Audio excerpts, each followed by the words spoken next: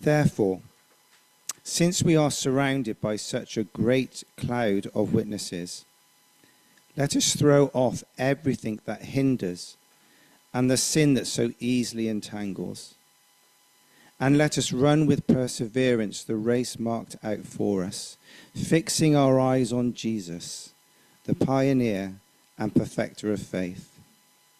For the joy that was set before him, he endured the cross, scorning its shame, and sat down at the right hand of the throne of God. Consider him who endured such opposition from sinners, so that you will not grow weary and lose heart. In your struggle against sin, you have not yet resisted to the point of shedding your blood. And have you completely forgotten his word of encouragement that addresses you as a father addresses his son? It says, "My son, do not make light of the Lord's discipline, and do not lose heart when he rebukes you, because the Lord disciplines the one he loves, and he chastens everyone he accepts as his son.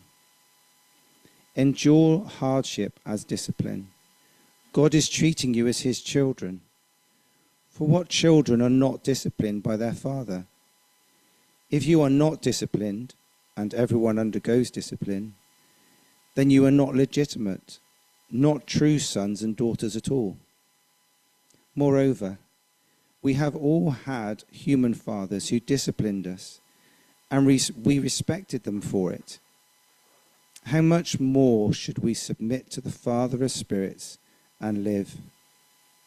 They disciplined us for a little while as they thought best, but God disciplines us for our good, in order that we may share in his holiness. No discipline seems pleasant at the time, but painful. Later on, however, it produces a harvest of righteousness and peace for those who have been trained by it. Therefore, strengthen your feeble arms and weak knees. Make level paths for your feet, so that the lame may not be disabled, but rather healed." Thanks, Andy. Hopefully you haven't had a chance to close your Bibles, so they're still open in front of you. Hebrews chapter 12. As I alluded to before, Monday was my first day back at work after 2 weeks off. Ruth, Martha and I went down to Lymington on the south coast and had a fantastic time, but it did what has happened in most holidays over the past 10, maybe 15 years, in that I come back, and if not twice the man that I was when I left, certainly 1.5 times the man that I was when I left. You see, it's just so easy, whether I'm engrossed in a good book, whether I'm once again being disappointed by England football team, it's just so easy just to snack, just to keep on going, keep those going. I've got the old unhealthy drink next to me, that comes in as well, nice bit of Dr. Pepper, and it just all adds up. And it means that when you come back, you don't need a belt quite as much as you did when you left. I really felt it on Tuesday when I went out for a run. Now, I'm no Mo Farah at the best of times, but this was hard. I kind of came out of the house and set off and was like, oh, this is not going to go well. And kind of ran and then stopped a bit and then ran again and thought, I'm running past the church member's house, I'm going to run fast at this point. And just wanted to keep on going, and eventually made it back round again, waited a bit outside so that Ruth thought I'd gone further than I actually had, and then came back in and delightfully fell into the shower. Martha actually commented when I picked her up, "You're very sweaty, Daddy." See, the problem is that I was carrying too much. There's too much weight on the go for me to be able to do what I was able to. I'm not in shape. I'm not in shape to go running, maybe in a way that I could, certainly as I could 20 years ago, but even as I could even just a month ago. I haven't been disciplined. That's been the problem. These last 2 weeks, I haven't done much exercise. I've done a lot of eating, a lot of unhealthiness, and so I'm not in shape to carry on running. And so actually, I'm not very motivated. The second time this week when I go up to go for a run, I was like, oh, my bed's really comfy. I could just stick my ears in and listen to something. Shall I go? Yeah. And I kind of forced myself out, and off I went. And I didn't do any better than I did the first time. The book of Hebrews has a recurring picture of life as a journey, as a race, as a run. And as it's a long one, there's a danger that we won't finish. There's a danger that we will be distracted, that we'll be drawn off course. either in some kind of cataclysmic moment that just takes us off, or in drift, as we just set out in the wrong direction and end up completely off course. We've seen the warnings, haven't we? Hebrews is massively strong. There are warnings that cause us to question even if we belong to Christ himself. But they're there to shock us into reality, to catch us in that drift, to keep us literally on the straight and narrow, so that we may follow the Christ who has saved us. There's a danger that we take a wrong turning without realizing or deliberately, and we end up far from where we were supposed to be. See, this book reminds us that a life of faith is hard. We prefer tangible, controllable things. We get up in the morning, we write a to-do list, we get to the end and we've done it. That is a good day. We can cope with those kind of days. Yet giving control to Jesus is always better and always worth it because of who he is. We've seen this big headline from Mr. Hebrews. You move forward in Jesus because Jesus is better. Whatever you compare with him is inferior because Jesus is better. And the point of our passage here is there at the end in verses 12 and 13. Therefore, strengthen your feeble arms and weak knees. Make level paths for your feet, so that the lame may not be disabled, but rather healed. This is race language, with verse 12 giving us a picture of somebody who is ready to drop out. The knees are hurting. The arms are weak. They're feeling feeble. It's a whole lot easier just to sit down on the side of the road, just to move off in a different direction, because this race is hard and it's easier to give up. We need strength. And verse 13 shows us that we need a level path, a consistent and navigable path, so that we won't fall away. That word translated disabled in verse 13 is better translated dislocated, meaning that one is struggling with the danger of being located somewhere other than they should be, out of the community, and most starkly, out of Christ. The language of the New Testament is geographical. We as Christians are in Christ. So to be dislocated is to be away from him. And so the big question is, are we in shape to keep running? Are we in shape to make it to the end of this race? In the way that we live, in the way that we relate to the Lord, is all of that helping us to run, or is it actually holding us back and potentially preventing us from finishing the race? Think ahead to this week. As you look into this week, there are things that you're pretty sure are going to happen. They happen every week. It's just what life is like. And you're ready for some things that might pop up that aren't expected, but you're pretty sure you can deal with them. But what if this was the week where something happened that had the potential to change your life forever? What if that thing that you fear the most happening happens this week? And you may think that I'm being ever so slightly dramatic, and yet for some people in our church, that was last week. Are you prepared for that moment? Some of you think back and you can think, yes, that was the moment in my life when the very worst happened. We don't know what life will be like this time next week. But are we ready? Are we ready for that? And so we need to get in shape. We need to be in shape so that whatever the obstacles are, whatever our path looks like, we can keep going. We can run with perseverance. And of course, when we see the athletes in a few weeks performing at the Olympics, when we see the 100 meters being run in under 10 seconds, when we see a marathon being running sub 2 hours 20, what we don't see are the countless hours that have gone before. All right, YouTube now gives us insights into running diaries and all that kind of stuff, but generally, we don't see the hard work. We see these moments when the athletes in prime condition stand on the track and perform to the utmost. See, for us, what we're doing right now is like training camp, where we come together, where we work out together so that we can confront this week together in the Lord's strength. When we spend time on our own with the Lord, it is our spiritual discipline. Just as this week I thought, shall I go out? Shall I go for a run? Shall I stay in bed? That's what happens every day when it comes to our time before the Lord. Shall I do this? Well, I've got this going on. It's easier just to do that. These are our spiritual disciplines. The Lord uses it to get us in shape. So whatever the path looks like in our race, we can keep going. We want to keep going. The reason we're here, I can't imagine why anybody else isn't here tonight, but the reason that we're here is that because we want to keep going. That the desire is there, but so often the weakness is there as well. The spirit is willing, but the flesh is weak. And we need to submit both of those to the Lord. Submit our desire to him. Lord, I want this, please. And we submit our weakness to him. Lord, I'm so weak. If it's not for you, then I'm just going to drop out.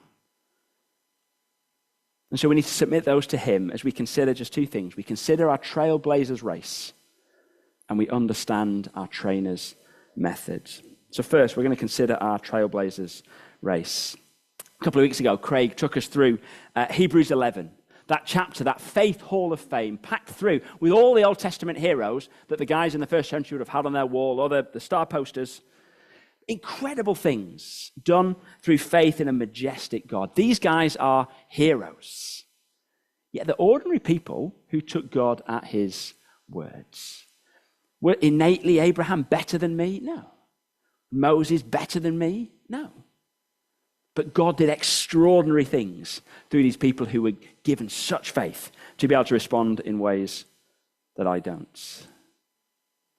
And as chapter 12 begins, they remain in focus. Verse 1, therefore, since we are surrounded by such a great cloud of witnesses, these men and women, some named, some anonymous, from chapter 11, are like this great crowd. But it's not like they're watching us. You could get the idea that we're in the stadium running around and they're the crowd cheering us on. Rather, that they're witnesses to the faithfulness of a gracious God. Every time we look at one of these names, every time we read something, every time it sends us back to the Old Testament to see the story, we are spurred on because we see that God is faithful, that he acts in grace towards his people. As Craig said, faith is trusting God and then doing. Hebrews 11 is full of action.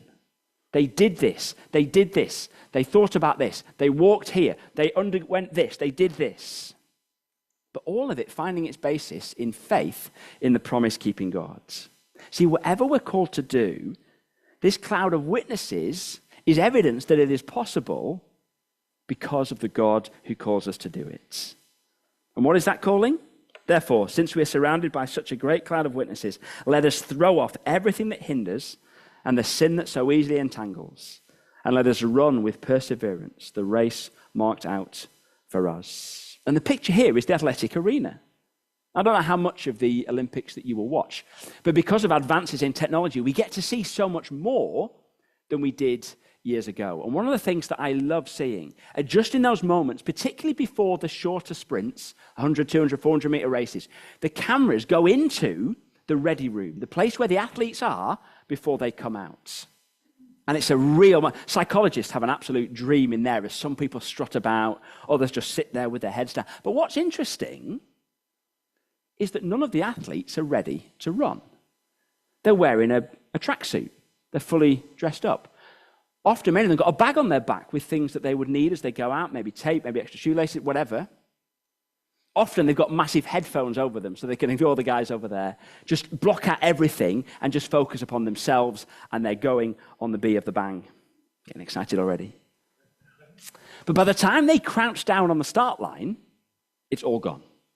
It's all gone. Everything that would get in the way of them going and keeping going is gone. It's them, their spikes, their kit, and off they go.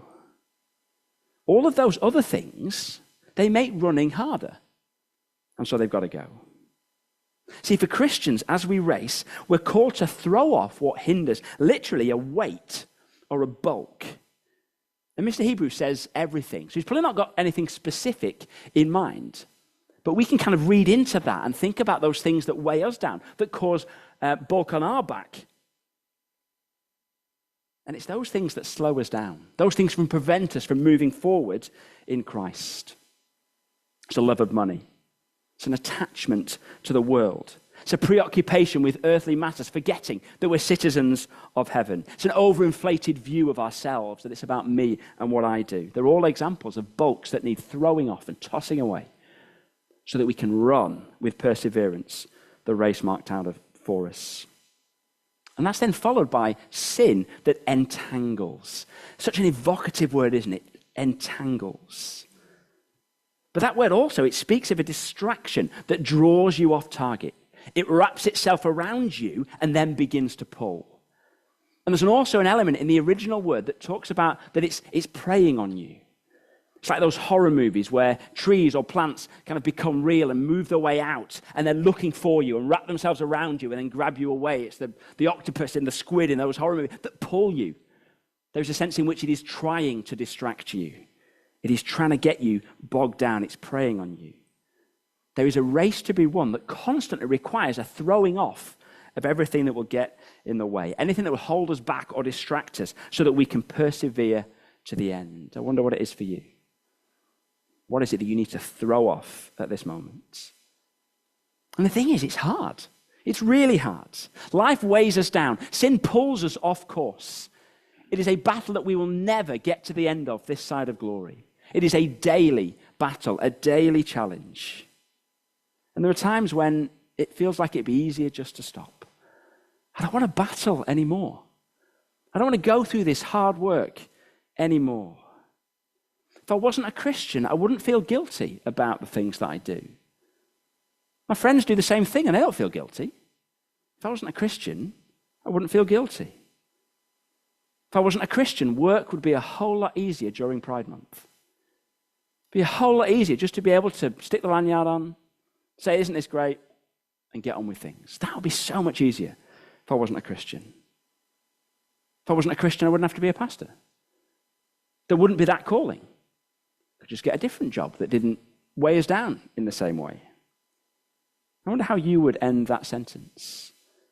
Life would be so much easier if I wasn't a Christian, because I doubt there's ever been a Christian who hasn't had that thought. Who hasn't thought life would just be so much easier. But there is a wonderful remedy for the soul in those moments. Verse 2, fixing our eyes on Jesus, the pioneer and perfecter of faith.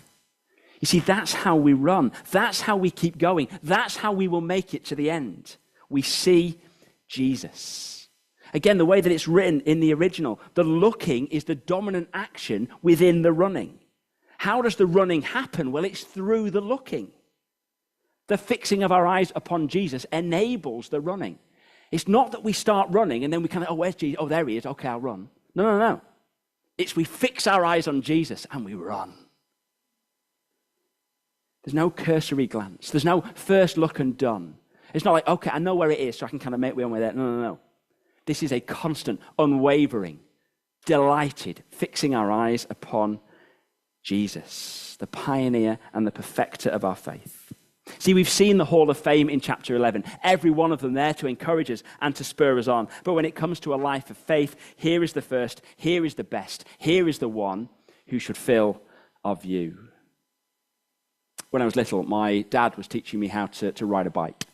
I'd gone through the stabilizers phase and was fine with that. And Dad took me down to the park, and for the first time, he took off the stabilizers on my bike. And he did the usual thing where I started pedaling, and he had his hand on the back of my saddle, and then he let go. And the older of you amongst us will remember the TV show Ever Decreasing Circles. Well, that's what happened to my bike riding. I'd start wavering, and I'd go in a circle, get smaller and smaller, until I'd just fall off and graze my knee. Dad would pick me up, put me back on, set me going again, let go, and I'd just go round and round and round and splat on the floor. This was in a public park, and a guy came over, and he spoke to my dad, and he said, I've seen what's happened. Try not to laugh. But you see that tree over there? Yeah. When you let go of your son's saddle, get him to look at that tree over there. Because he'd noticed that as I started going, basically my head was focused on the front wheel. And as I was doing that, I just was going round and round and round and round and round and round and round and falling over. Dad said that to me, set me off, let go, and I rode my bike. Straight into the tree. No, I didn't. I had that clear goal ahead of me, and I did it. That was what I needed. I needed to have my head lifted up, and then I went. And I was never going to get it on my own. I don't know how old I was. I wasn't going to get it. I needed someone to come and to lift that up so that I could see. You see, Jesus is our pioneer. He is our perfecter because he has walked the path before. He is the one who knows how to do it. He is the one who has done it. And so he gives us that glorious vision. He's blazed the trail for us. Marked out for us in verse 1 is the same in the Greek as set before him in verse 2. Perseverance in verse 1 is the same word as endurance in verse 2. Jesus had a race to run, and he persevered because he fixed his eyes in the right place. It was for the joy set before him. So he prayed to his Father in John 17. He said these words, "And now, Father, glorify me in your presence with the glory I had with you before the world began." We cannot possibly imagine what it was like for Jesus as he looked forward to the cross. We can't see him in Gethsemane and think, I've been really sad about things, and I've been really weighed down by it, so I know how Jesus... No, we don't. But also, we don't see this as well. For the joy that was set before him, for the glory with his Father that he had before he came, the glory of God seen through the salvation of the lost was his joy. That's why he came. A bride won for eternity through his atoning sacrifice, an eternal inheritance. That was his joy. And so he went through a weight, he went through an entanglement that you and I can't possibly understand.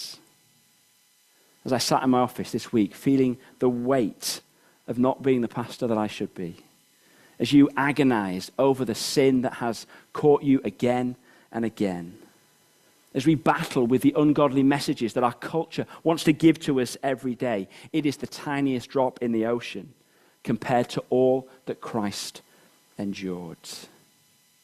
Yet he went to the cross, scorning its shame, thinking little of its shame. Everything that it would bring upon him, he counted it as nothing. He endured to the end because of the glory that was to come as he sat down at the right hand of God. Brothers and sisters, he has made that journey. He has gone through the race, and a more difficult and a more challenging, infinitely more than ours. But because he has blazed the trail, we can trust him that he will bring us to the end. It's a repeated phrase in this series because it's a repeated idea in Hebrews, because it's true. We feel like giving up when our eyes are not fixed on Jesus. So therefore, verse 3, consider him who endured such opposition from sinners so that you will not grow weary and lose hearts. Begins with consider fully. Look at it from every angle. Give steadfast attention to the Lord Jesus. Spend time with him. Meditate upon him. Read about him. Pray to him and with him. And see how he endured, how he ran his race to the end. You see, he is the antidote to weariness. He is the antidote to losing heart. He is our first and our best when it comes to faith. He fixed his eyes on the joy before him, and so should we. And what is that? Look with me at the end of verse 10. But God disciplines us for our goods, in order that we may share in his holiness. Share in his holiness. It's great having Pete here with us tonight. Years ago at a pastor's get-together, Pete did a thing from Leviticus on the holiness of God. And it was mind-blowing just to grasp something, the merest glimpse of how holy our God is and how much Jesus had to do to be able to unite a holy God with sinful people. If you told a Jew in the time that Leviticus was written that we could share in God's holiness, that is remarkable. That is mind-blowing, and yet that is our joy. That is the truth, that we share in God's holiness. Hebrews has these, the whole New Testament has these things dotted through that are true about us because of the gospel. Do you long for that? Do you long to share in God's holiness? In the midst of an election campaign when no one nationally is speaking of Christ, when no one seems to consider God, don't you long for a share in the holiness of God? In your battle against sin, in that daily fight against those things that continue bring you down, don't you long for a share in God's holiness? to know the end of the race, to know the victory parade, to know the end of weariness and weakness. Come, Lord Jesus. That should be our prayer. Come, Lord Jesus. And once again, as with everything in Hebrews, this is corporate. In verses 1 to 3, it says we, us, our. The your is plural. This is a team race. And we encourage one another to consider the trailblazers' race. Look at this thing that I saw from Jesus this week. Look at this moment where he worked in my life. Look at this that I've just seen from the Gospels about how he did this. Let's spur one another on. This is a team race. And let's push on, fixing our eyes on him together. We consider Christ. With Jesus in full view, we run. And then as we come to the rest of our passage, it helps us to understand something of the Lord's method in how he does that. How are we enabled to keep our eyes fixed upon Jesus? How are we enabled to throw off everything that gets in the way of that run? The theme of this section, it's dead easy to see. Almost every verse, and sometimes multiplying, it talks about discipline. It's a word that brings out various thoughts, not all of them positive. But look at the glorious goal, verse 11. No discipline seems pleasant at the time, but painful. Later on, however, it produces a harvest of righteousness and peace for those who have been trained by it. You want to abound in righteousness. You want to overflow with abundant peace. It comes through discipline. It comes through training. See, it's another goal that's put before us that we should crave, but it's not an easy path. The first part of the verse suggests that it's not an easy path. And that word translated trained is the Greek word from where we get our word gymnasium. It's like we're going to the gym. God puts us through our paces. We're being trained into shape, and it's not going to be easy. So let's get the big picture, verse 4. In your struggle against sin, you've not yet resisted to the point of shedding your blood. And have you completely forgotten this word of encouragement that addresses you as a father addresses his son? It says, my son, do not make light of the Lord's discipline, and do not lose heart when he rebukes you. Because the Lord disciplines the one he loves, and he chastens everyone he accepts as his son. Endure hardship as discipline. God is treating you as his children. For what children are not disciplined by their father? If you are not disciplined, and everyone undergoes discipline, then you are not legitimate, not true sons and daughters at all. Moreover, we have all had human fathers who disciplined us, and we respected them for it. How much more should we submit to the Father of spirits and live? They disciplined us for a little while as they thought best, but God disciplines us for our good, in order that we may share in his holiness. No discipline seems pleasant at the time, but painful. Later on, however, it produces a harvest of righteousness and peace for those who have been trained by it. See, Mr. Hebrews, he wants to relate the opposition from sinners that Christ received in verse 3 to his readers to remind them that wherever they are, Christ has been there already. Whatever they're going through, Christ has been there. Whatever experience they have, nobody can say Christ doesn't know what it's like. He is with us all the time. But he also wants to show that there is purpose in their hardship. And he uses Proverbs explicitly in verses 5 and 6 and indirectly elsewhere to relate how God trains his people to how a father trains his son. This was written in a culture where the father's responsibility was to prepare the son for life. Education wasn't the same then. The father would take on that role. And academically and morally and vocationally, the father would prepare the son. And even though our culture is different, the principles that we're going to see still holds. And before we get into it, we need to hear verse 5. And have you completely forgotten this word of encouragement? Other translations, this word of exhortation. See, what is to come is an exhortation because it's urging us to listen. It is going to shock us out of our stupor because we need to listen, to act. But it's also an encouragement because this is framed in the context of a father-son relationship. And whatever your experience with your father or as a father, it is to draw our eyes to the perfect Father and to see him in action. As you listen to and understand this section, it should do your heart good. So if it doesn't, I'm sorry, that's my fault, not the text. I mean, it might be yours, but it's probably mine. See, the hardship talked about here is persecution for faith. But the principle, I believe, can be applied across suffering in general.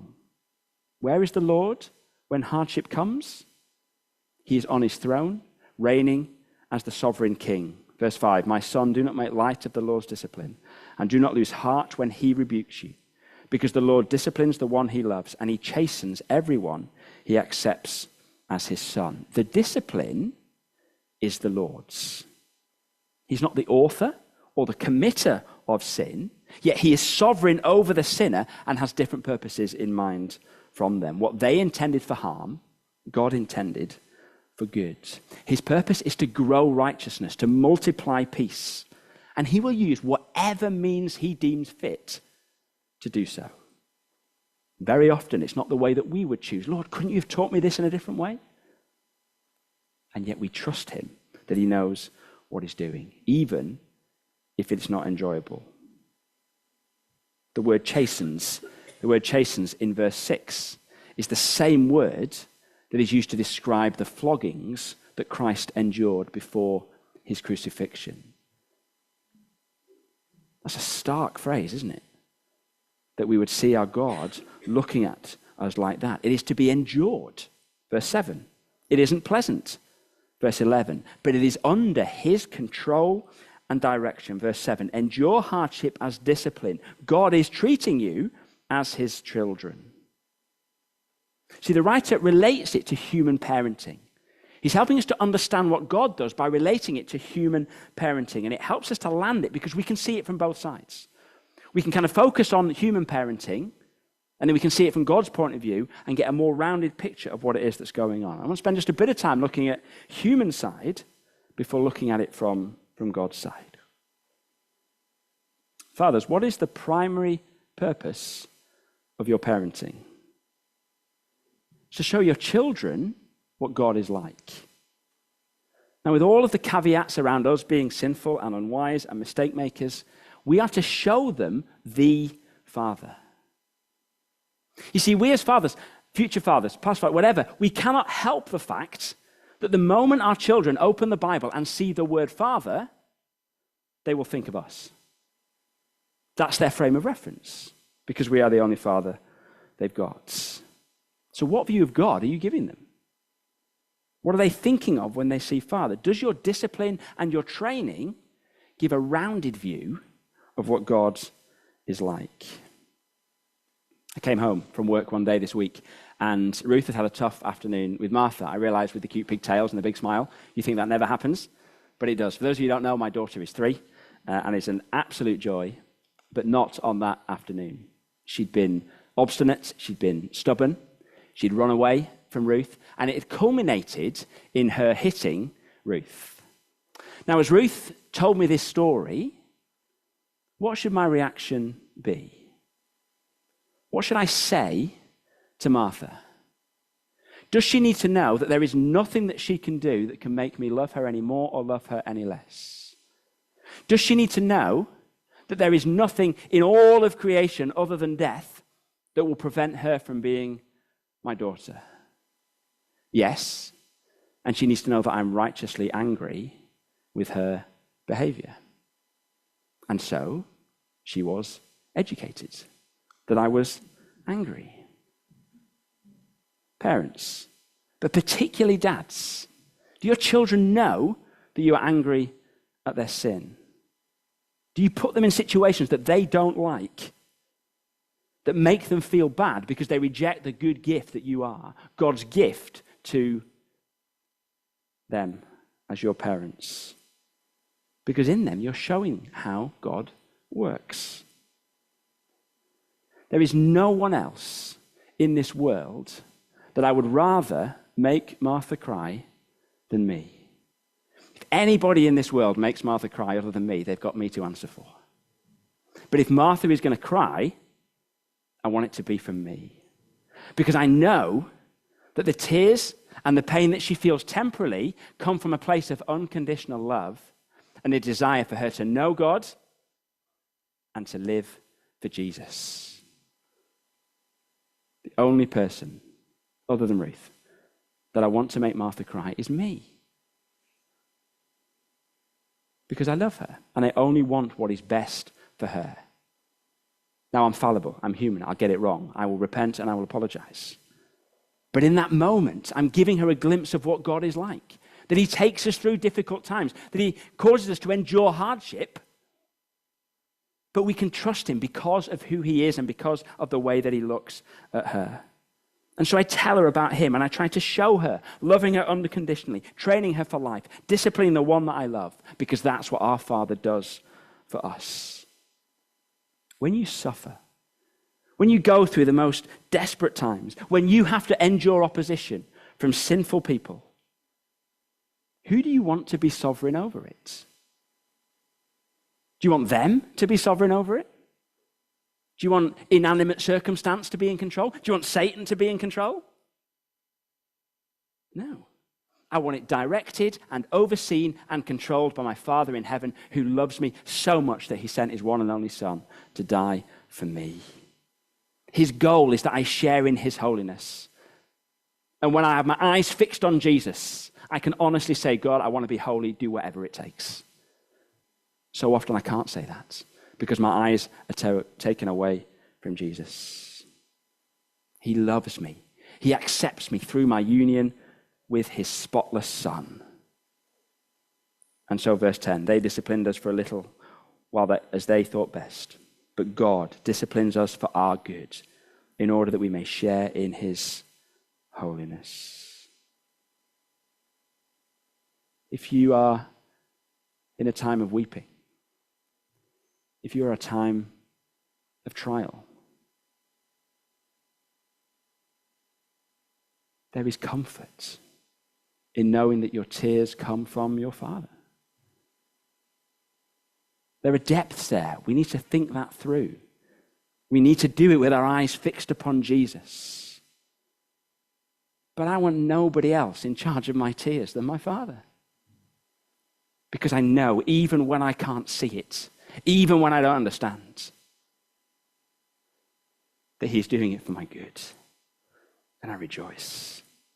I can rest in that, because I know that he is good.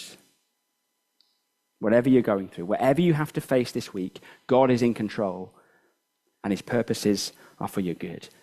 Let me tell you, that is easy to say, easy to write, so hard to believe. So hard to believe. But to press on in the race, we need to understand our trainer. We need to understand how he works. We need to talk to our brothers and sisters, those who've gone through the valley of the shadow of death and have come out the other side, praising Jesus. Strength for today, bright hope for tomorrow. What did that look like in your life? Tell me, encourage me, prepare me because of what might be ahead for me. Our Father works us hard. He grows our faith muscles through pain, and he harvests righteousness through grief. But look at who he is. Look at who he is. He's the one who did not spare his own Son, but gave him up for us all. If I say to God, God, I want to be holy, do whatever it takes, he says, okay, here's Jesus. That's what it takes. And if he sacrifices his Son, I can trust him with chopping off every, and there's a lot, rough edge that I have. The Apostle Peter, he got it, and he expressed it like this: dear friends, do not be surprised at the fiery ordeal that has come on you to test you as though something strange were happening to you. But rejoice inasmuch as you participate in the sufferings of Christ, so that you may be overjoyed when his glory is revealed. Fiery ordeal, rejoicing. Peter draws a straight line between the two. Because of Jesus. We are united to him. We are sharing in his sufferings. And what was Jesus' life? Suffering first and glory to come. We plummet into those sufferings and we're lifted up into the glory. See, knowing the end, it shapes how we live now. Knowing that this is true, that glory is to be revealed, it shapes how we go in every moment. In those moments when one step in front of the other seems like impossible, when darkness closes in, we lift our eyes, we see Jesus. We come together and we press on. And that's the key to endurance. At the end, it's the revealing of the glory of Christ, and so we fix our eyes upon him.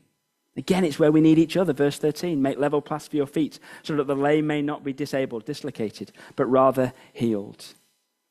See, a lack of understanding can lead to dislocation, a removal of others from the covenant community. We need to sit with sufferers. We need to weep, not trying to explain it all away, but humbly and prayerfully lifting eyes to Jesus. I've learnt that the hard way. I've talked too much and listened too little. I've come with my 3-step way to solve a problem, and it's 3-step way to get kicked out of someone's house. We weep with those who weep. We mourn with those who mourn. We rejoice with those who rejoice. And we fix our eyes on Jesus. Are you in shape for what this week, for what this month, for what your life has in store for you? No, you're not. You're in the kind of shape that I was when I got out for a run this week. But let me tell you, you're in good hands. As you turn up at the gym to be trained again, your trainer welcomes you with open arms and says, this session's going to be hard, but let me tell you, the way you're going to be when I've finished with you, you will not recognize. You will look in the mirror and you'll think you're looking at an angel. Because I've worked on you what is good and what is pleasing. Fix your eyes on the one who has run before you, on the one who burst through the finishing line and now reigns sitting on the podium on high in the primary place, and trust the one who oversees it all. You are his. He is yours. And he will make sure that you make it to the end.